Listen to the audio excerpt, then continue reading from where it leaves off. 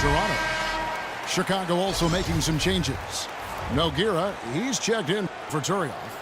Payne comes in for Portis. And Mike Miller.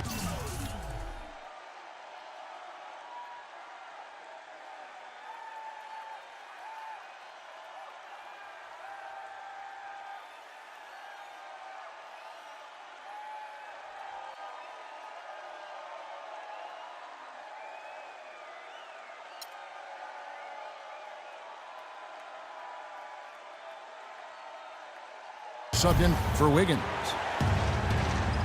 Well, overtime basketball, a minute and a half played so far. And we have an intentional foul there, GA. Wish I could say why. That one's pretty strange. I mean, no idea what got into his head right there. Here's Butler. It's blocked. He's been anything but his usual self this quarter. It's actually been ugly to see. No doubt he's struggling right now from the field. Let's see if he can get it going this quarter. And stolen by Payne. There's Miller with the three. Oh, and he almost had a four-point play right there. He'll go to the line with a chance for three. So the first of three is good, and that narrows the gap to one. He makes the second free throw, and that ties the game up.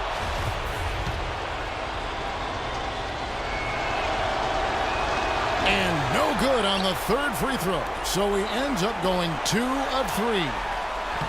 They should be in front right now, but he'll be relieved not to have come up totally empty there. Out left to the wing. Payne gets a wide open look. And again, no good by Chicago. Dinwiddie kicks to Millsap. Nails it! He's one of the best in the league at that. Even with just a tiny sliver, he always seems to find a way to get it up and in. Outside Butler. An intentional foul committed, but for what purpose, Greg? I'm not sure. A scene of confusion right there. I can't imagine why he thought it was a good idea to foul there. Toronto calls timeout. They're ahead by 2. 35 seconds left in overtime. Guys, what do you think? They need to be alert to the quick shot attempt here, because the offense might try to set themselves up with the last shot of the game.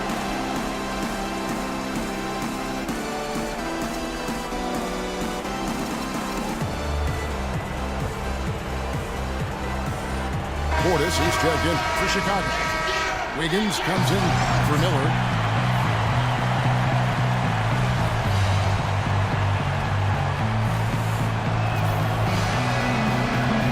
And no good as the first free throw missing for him. We'll see if he can nail the second.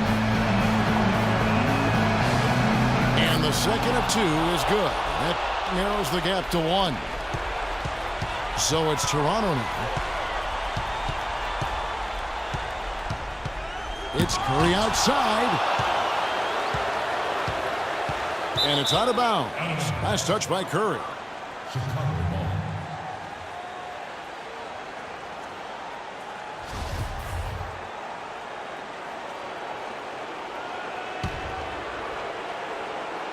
This is a huge possession. And this is where all the hard work pays off. You have to be able to execute under pressure.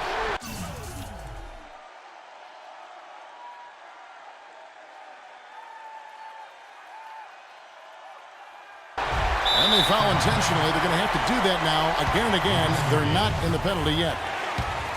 That's right. No other option but to foul and hope for some misses. Yeah, they have to extend the game. I mean, plain and simple. Use every second you can on the clock here. Chicago calls timeout. They're losing by 1. 12 seconds left in overtime.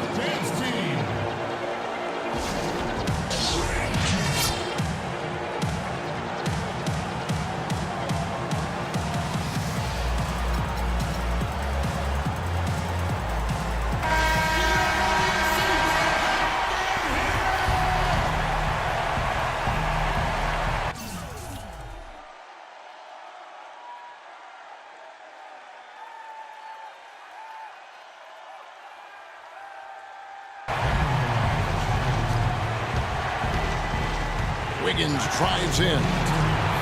Stolen by Lewis. And that's an intentional foul.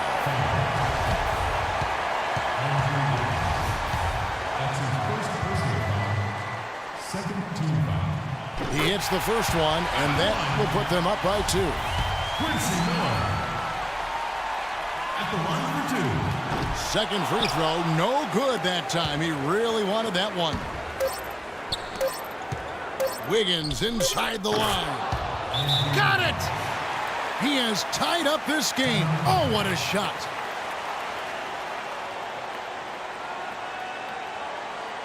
Toronto calls timeout. Dance team.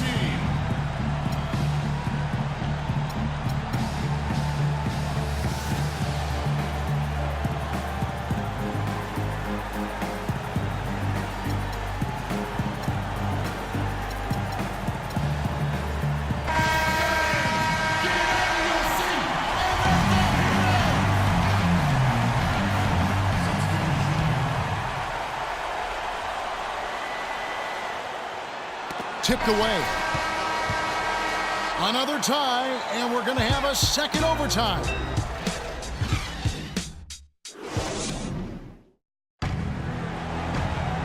Welcome back to overtime basketball in what has been a tremendous battle so far. We're going to keep this one going.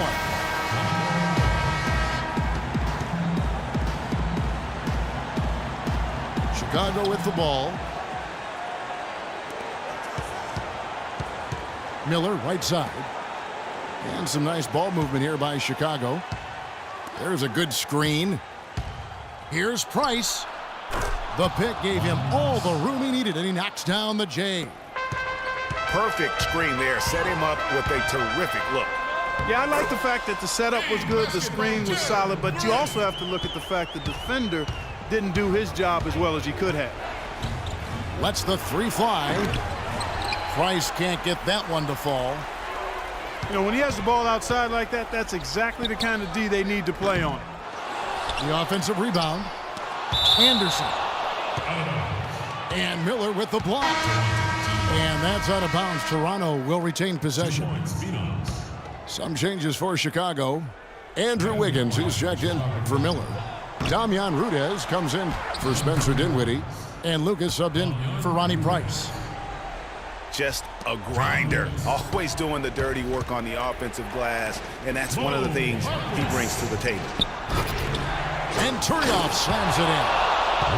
How about that fantastic finish and the aggressive move too, Kevin? Trying to send a message, Clark, with that slam, I think. And I'm not sure if it was text or email, but he definitely threw that one down.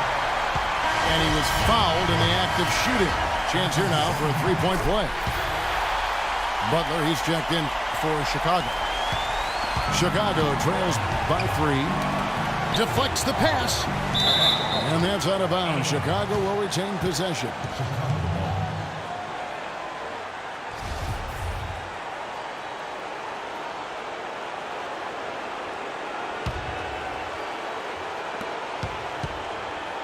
Here's Wiggins. And the layup is good. Wiggins has got 23.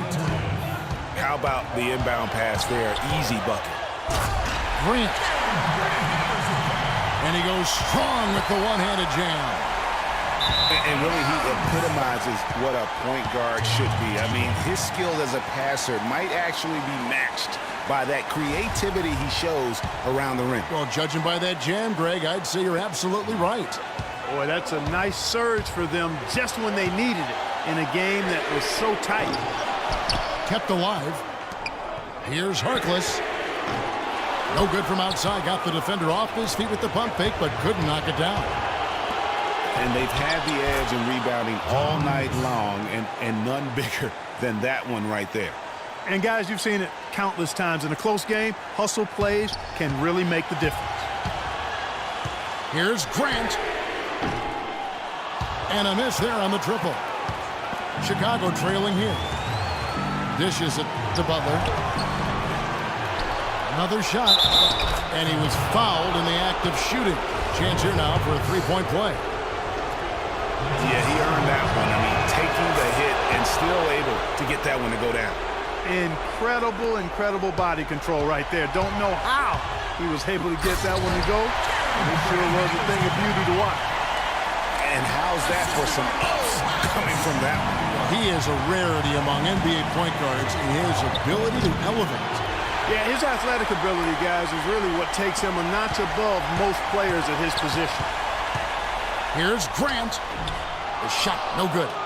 Now Chicago takes it the other way. Kicks it out to Wiggins. Oh, that's blocked. They recover it. Butler on the wing. He dishes it to Turioff. Wiggins outside. Goes up again. It falls. Big bucket. They've got to play for a stop here with the 2-point lead. No open threes.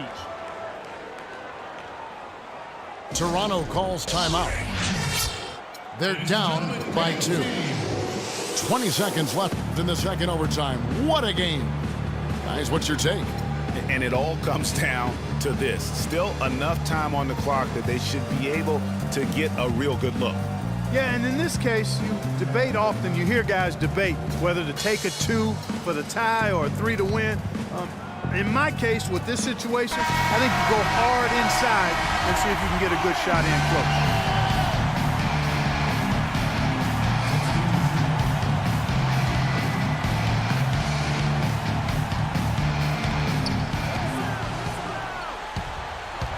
Here's Curry.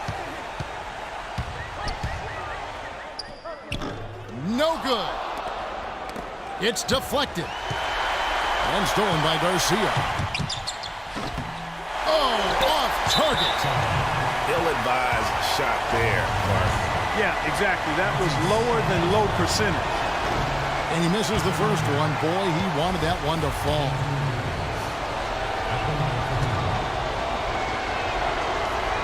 And he ends up making the second, and that makes it a 3-point lead.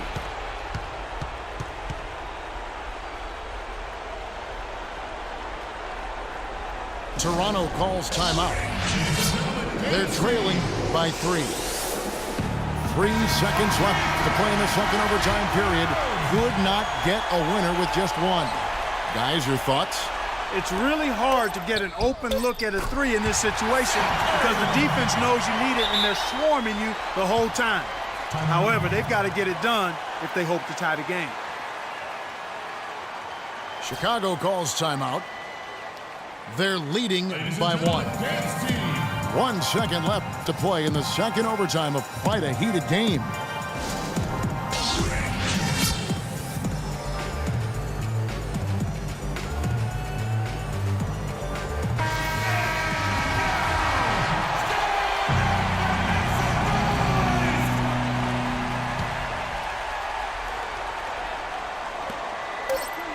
And now they decide to foul intentionally.